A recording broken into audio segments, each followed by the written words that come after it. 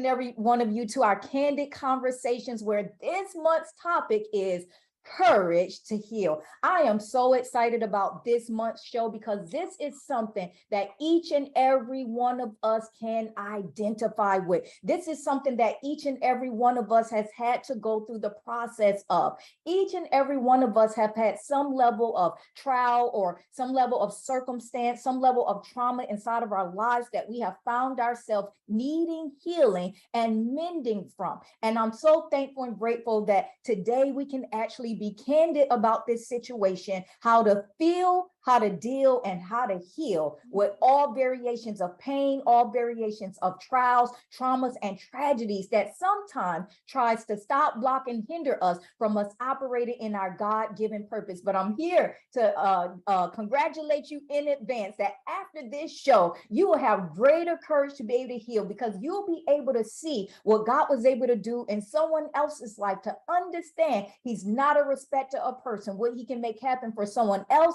He will make happen for you. You are not overlooked. You have not been forgotten. This is your set time and your set season to gain greater courage, that you can either start the healing process, continue the healing process, or thank God because He's given you the ability to heal and to be able to share your story for His glory as well. So with that being said, I want you to welcome with me the introduction of our special guest on this Courage to Heal show, none other than my great friend Jennifer Bell, who's going to tell her 38-year journey and story of how she finally got the courage to start the healing process, and to encourage you that you can do the same thing. Help me welcome at this time, Jennifer Bell.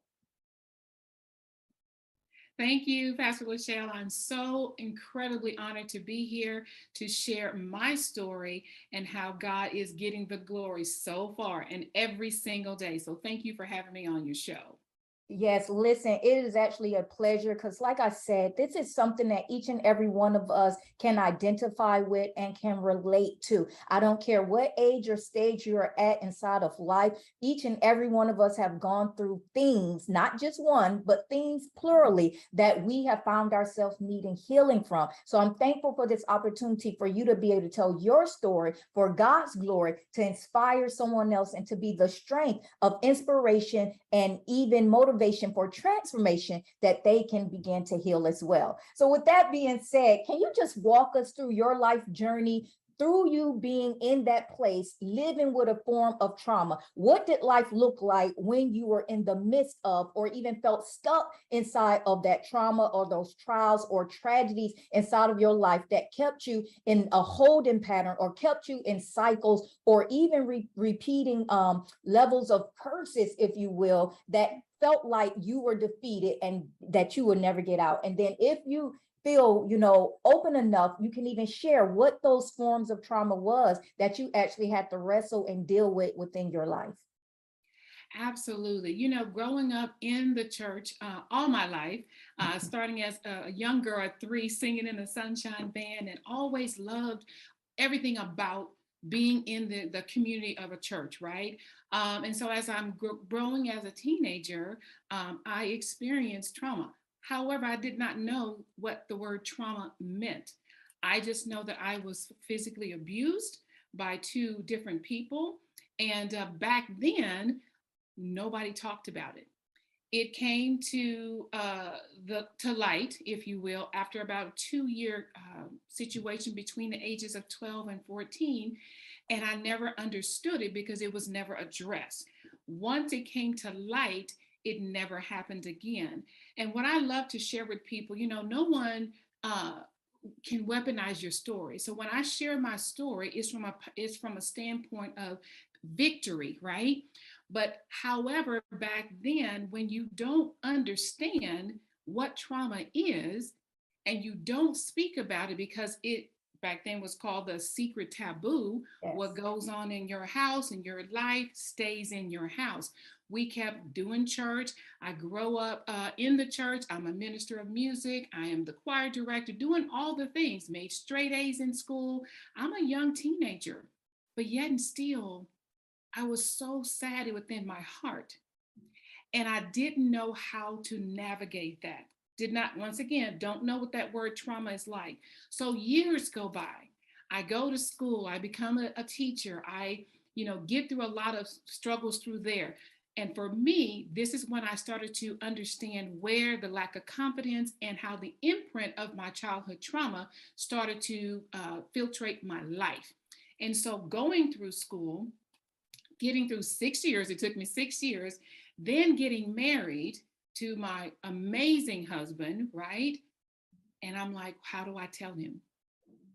When he found out that I was bruised and broken, if you will, he still chose me. So I'm thinking life is great.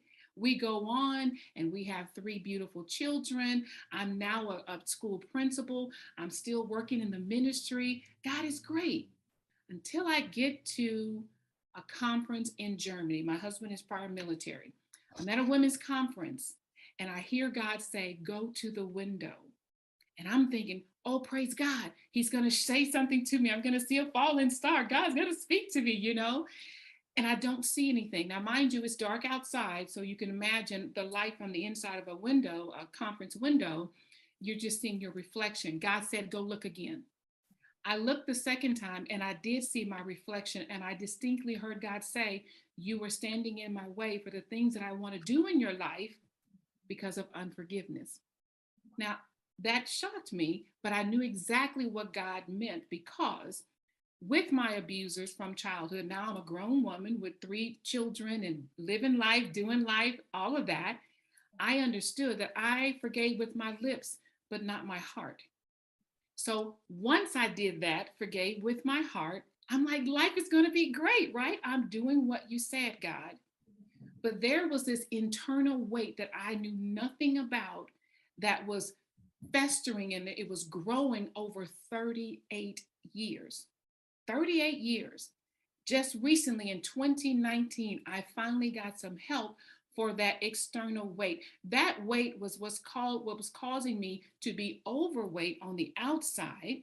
So I needed to do something about that. It also caused me to be weighed down in my confidence, my self-esteem, unless I was doing something to where I was being praised or the accolades. And that was my drug of choice. It was just making sure that I am accomplishing something. I had an addiction to achievement. And if I wasn't achieving anything, then who was I? And so, with all of that, I'm kind of going fast, but getting to the point where the healing journey started. I did get the weight off, and I thought that was going to be what helps me to just be happy and just content and doing the things that God is calling me to do.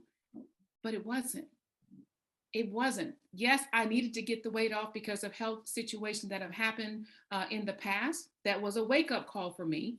And then I'm at the point where, what do I do now, God? I left my job as a school principal because God said so to help care for my mother before she passed. And then remember, my addiction was achievement. So who am I without my title? Who am I without the authority? Who am I that I could help somebody, right? But God says, I have more in store for you. And it had to do with my story. When I shared my story and came to the truth of acknowledging my story and that God wanted to exchange my ashes for his beauty, that's when everything clicked.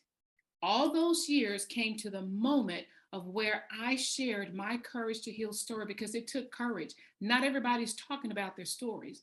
And that's why we suffer in silence. I believe that's why I was suffering in silence for 38 years because there wasn't a place, there wasn't a space for me to heal. Because again, I grew up in the church. I'm saved. I'm sanctified, Holy Ghost filled, been baptized 2-3 times, right? But why can I heal this hurt? And I was trying to search for the healing of the hurt in my heart from a lot of other things. Entrepreneurship, doing this, doing that, serving here, serving there. But I had to realize that healing had to come from God. So I had to open up my heart to say, I need help. And here's my little slogan I always say, Jesus plus therapy equals healing. We didn't talk about therapy. We didn't talk about for me growing up, going to see a therapist was, you were crazy or you don't, your life is just in shams and you don't know if you're coming or going. My life was great. However, I wasn't content. And so once I got the help to start work through the healing process, because it is a process and it's a journey, and it takes hard work to get through it.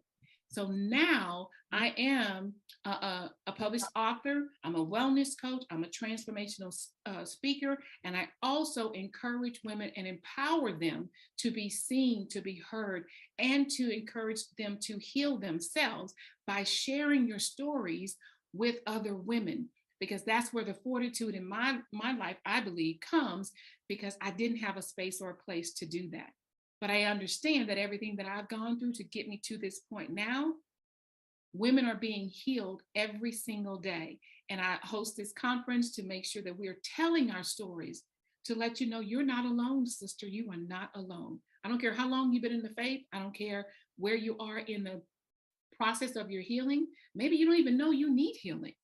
But thinking about the imprint of my childhood trauma that was stamped on my life doesn't mean it has to stay that way. I chose to heal.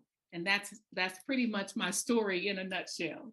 Well, you know, there's so many powerful things that you said, and I want to first and foremost thank you for your high level of transparency, because so many times, just like what you said, you know, not only has therapy or healing from the inside out not been taught, but even when it comes to therapy, it's also has been lifted up as a form of you not trusting God. That if you need therapy, that means you're not trusting God to do what he does best. Now understanding that God uses those times where you can get one-on-one and get real and go within. A lot of times people are doing just what you have said that you did. They are looking for external measures of accolades and validation according to what they do, not according to who they are. And they continue to hide who they are and only project what they can do, because that's going to yield back to them praise or yield back to them results that will try to overtake or eclipse the high levels of pains that most people are still experiencing, because it's undealt with. Because a lot of times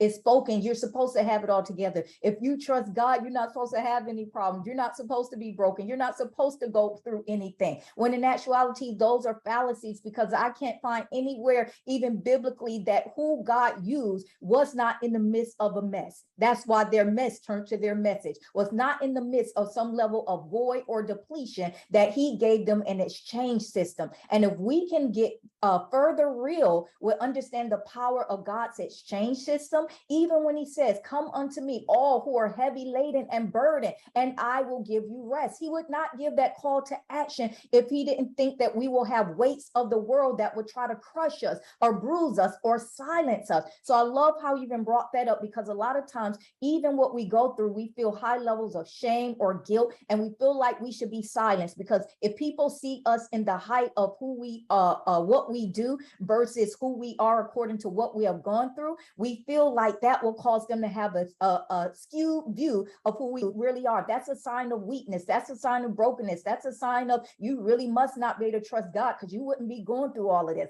But the truth of the matter is, we all go through. No one is exempt of going through. The key thing is, how do you go through? Because that will determine how and where you make it out to. See, many people can go through, but they still come out, but they come out bitter. But can you go through where you can come out and come out better, to allow you to come out, come in to your place of greater, your place of power? That's what it's all about. It's not